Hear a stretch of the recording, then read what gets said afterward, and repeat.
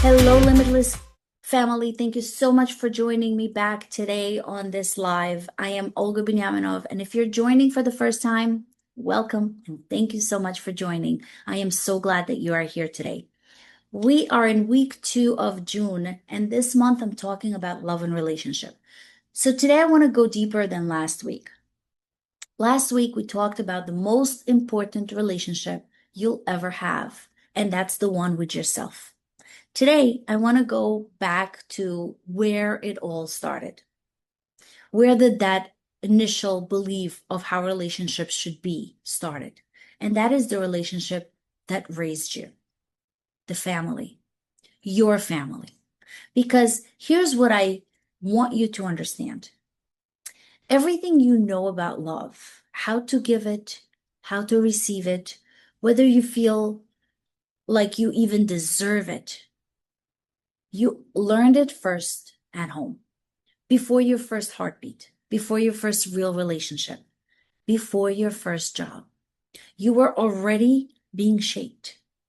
And today we're going to talk about what you were shaped into, what served you, what doesn't serve you, and what you have the power to change.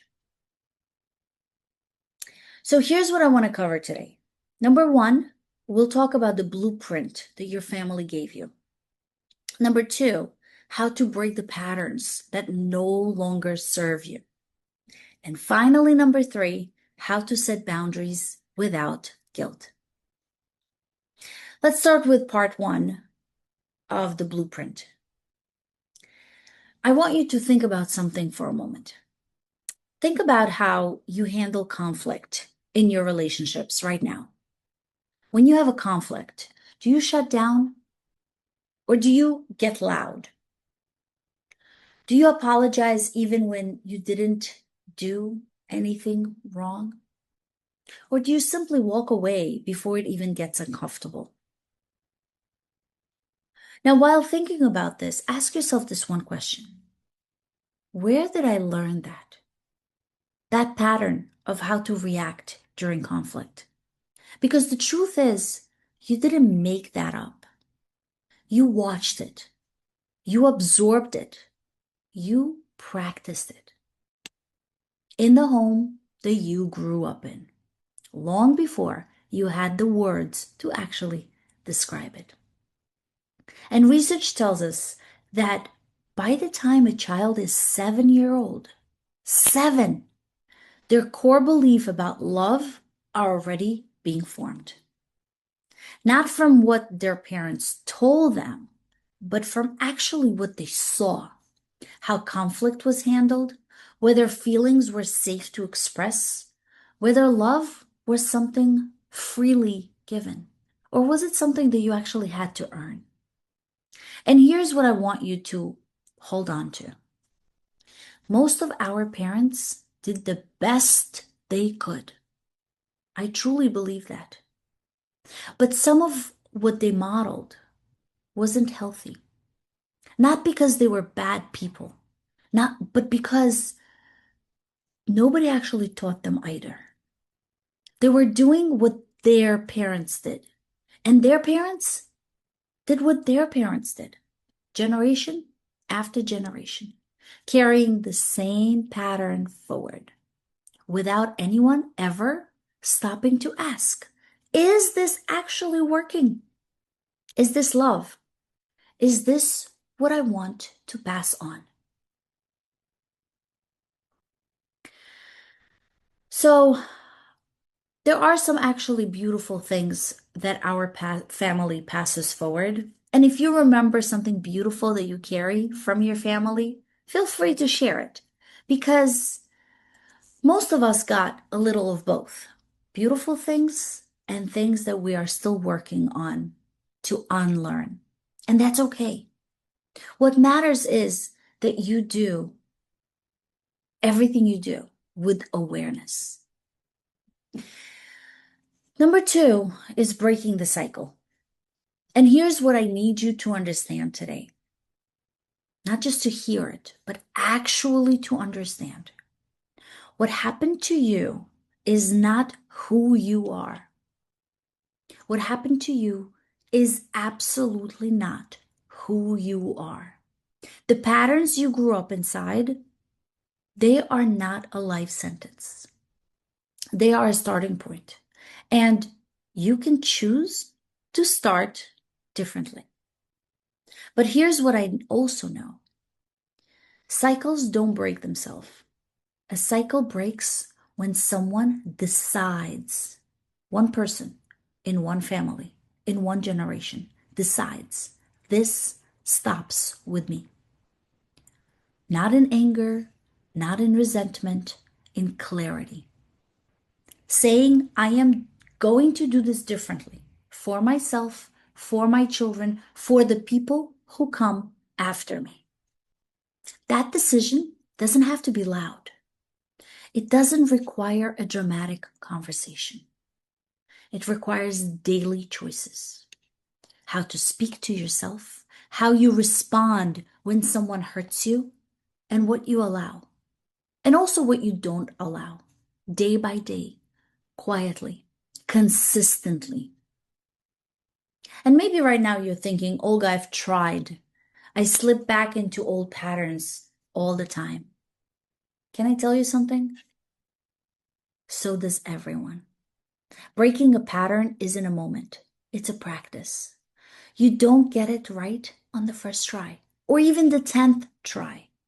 But every time you catch yourself falling back, you choose something different. That's the work. That's what healing actually looks like. Not perfect, but consistent. And I want to give you this short personal story. I had a conversation with my uncle yesterday, who I absolutely adore. And he was a little bit upset about the boundaries that I started setting around my family. And he sat down and said, I'm going to say something to you, and you don't have to answer me. But I want you to remember that. He said, if you're going to be so tough, and if you're going to say whatever I said then, you're going to stay alone, and nobody would want to be with you. And I looked at him and I said, you know what? Then I'll be alone, because my peace matters more than adjusting to someone else. And it is true. When you decide to choose to change, and when you choose yourself and your peace, and when you start having boundaries, you'll be lonely, because it's very lonely up there. But being lonely is just because you choose your boundaries and you start finding the people around you that understand your boundaries. So no, I'm not lonely.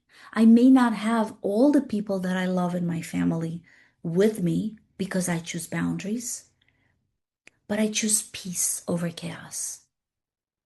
And at that moment, when I started setting up my boundaries, I had a choice. My choice was I choose differently, not perfectly, but consistently. There are certain things that I will not tolerate anymore.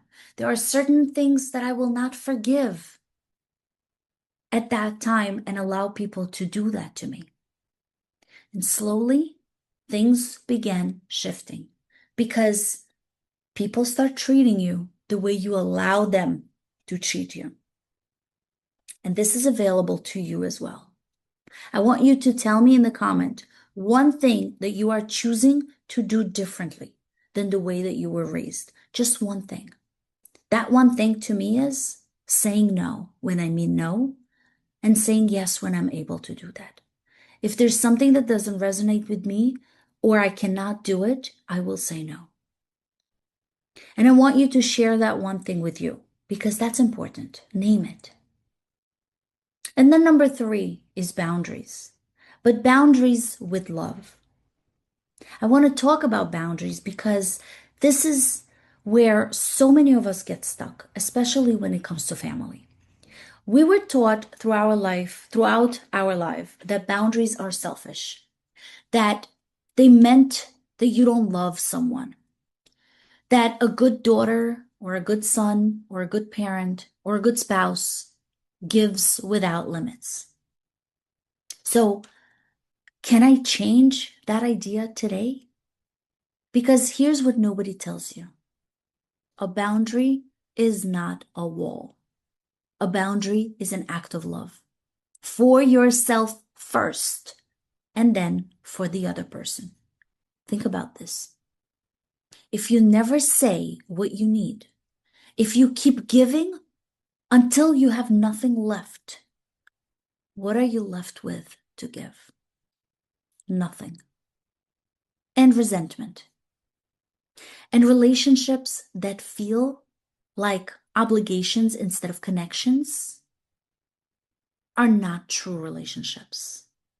Real love, healthy love, requires both people to show up as whole.